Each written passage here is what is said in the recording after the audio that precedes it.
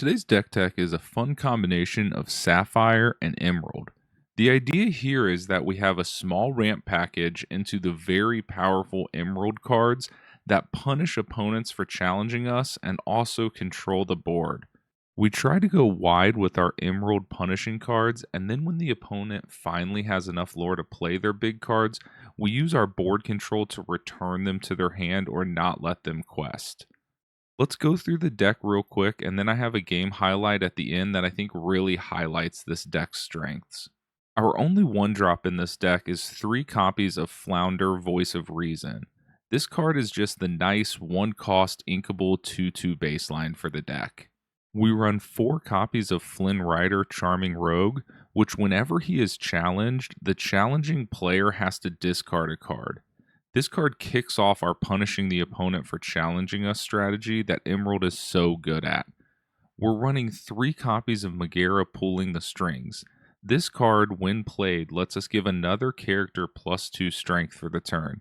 This card can really help in tricky situations where the opponent might have something a little bigger on the board and we want to 1-for-1 trade. We have 4 copies of Gramma Tala Storyteller. This card lets us put her in our Inkwell whenever she is banished and is great for early game Inkwell ramp. We run 4 copies of Cheshire Cat Not All There, which when challenged and banished lets us banish the challenging character. With 3 willpower, this forces the opponent to either 2-for-1 trade with smaller characters or have to commit something a little bigger to deal with them. There are 4 copies of Jasper Common Crook, which is one of our control cards that whenever he quests, we get to choose an opponent's character that is unable to quest their next turn. These cards that let us control our opponent's questing are great when we get to the mid and late game push. We run 2 copies of Peter Pan Never Landing, which has evasive, so only other evasive characters can challenge him. We run 4 copies of Mickey Mouse Detective, another ramp card that when played lets us put the top card of our deck into our Inkwell. We have 4 copies of Han's Scheming Prince, which is the only 4-cost card that quests for base 3 lore in the game currently. We also run 4 copies of Tinkerbell Most Helpful, which, like Peter Pan, is another evasive card letting her be a little safer while exerted. She also lets us give another character evasive when played, which can help if we're going against another evasive deck and let our bigger characters gain evasive to banish the opposing evasive. There is also 4 copies of Kuzco Temperamental Emperor, who is another base 3 lore quester and adds ward, which means he can't be chosen except to be challenged, and when he is challenged and banished, we get to banish the challenging character. This card is just a staple in Emerald decks with the amount of good abilities and being a 3 lore quester. We run 4 copies of Mad Hatter Gracious Host, who is yet again another 3 lore quester, and whenever he is challenged, we get to draw a card. This can be decent draw power, where with 4 willpower, the opponent will want to use something of decent size to banish Mad Hatter to not allow us to draw with multiple challenges. We run 2 copies of Jasmine, Queen of Agrabah.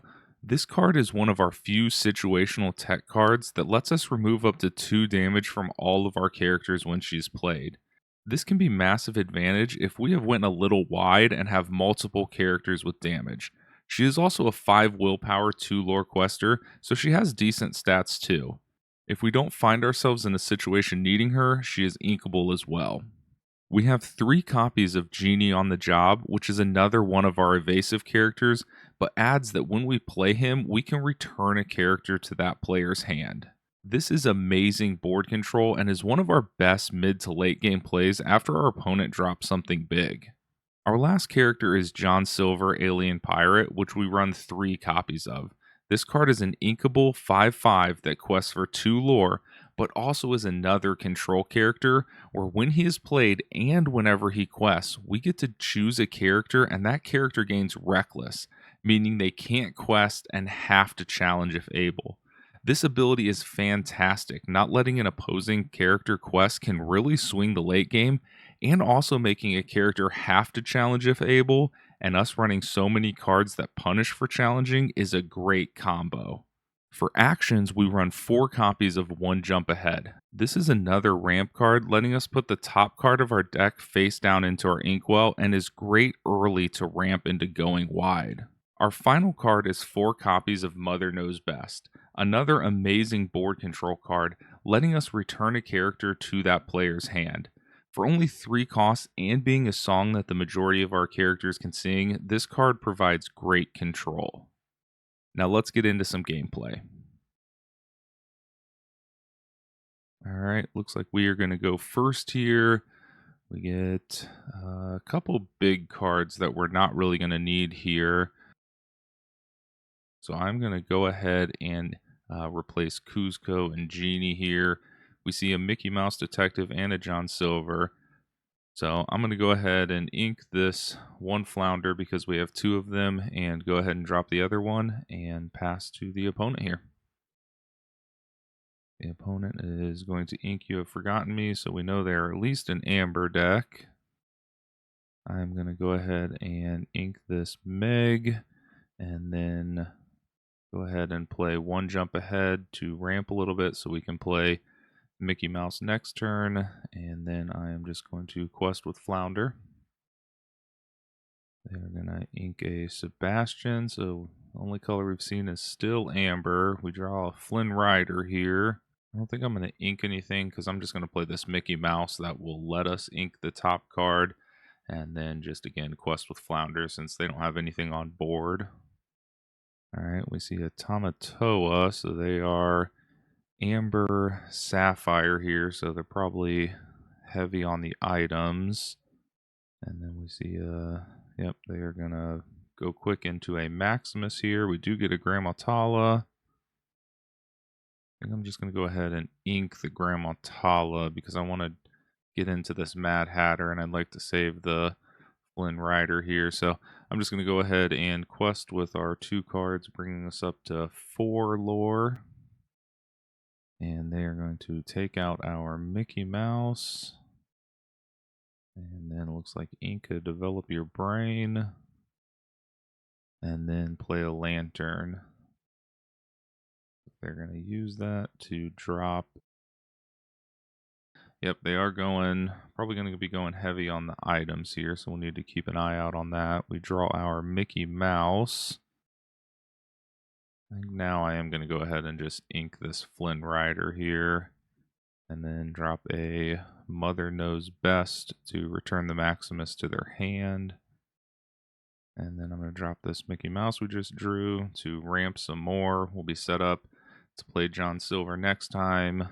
I know we don't have very many cards, but we're already up 8-0, and we have a 3 lore quester on the board with John Silver in hand. So I think we're in a decent spot right now. They ink a Maurice, and then they are going to Lantern so they can play something 6 cost. They have another Maurice, and they're going to go ahead and take out our Flounder. And then pass to us. We draw our Genie, which is awesome. We already have 7 ink, so we can play Genie on the job here. And I'm going to go ahead and bounce that Maurice back to their hand that they just played. And then quest with Mad Hatter and Mickey Mouse, bringing us up to 12 lore. And they currently have 0, so we are in an even better spot right now. They are going to Lantern. Are they going to drop their Maurice again? Yep, they are going to drop their Maurice. And they are going to ink a Maximus. That's probably the one we return to their hand.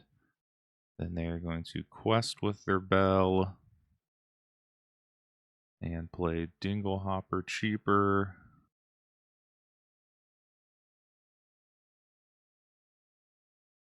And then they're going to use the Dinglehopper to remove damage. We get a Peter Pan here. I think I'm just going to drop the John Silver here and make it so the Maurice gains Reckless. And then I'm just going to quest. I think we pretty much have this game in hand here. I don't think they can do anything to stop us. They don't have enough cards on board to deal with our large questing cards. And yep, there is the concession here. So I think this game really shows where this deck can really excel, in that we can ramp early so that we can go kind of wide. We didn't even really go that wide in this game, but then use our Emerald cards to really control the board and what characters the opponent can have on board. If you stayed this long and watched it, I really appreciate it. If you would consider leaving a like, maybe even leave a comment letting me know what you think about this deck, and then subscribe for more Lorcana content.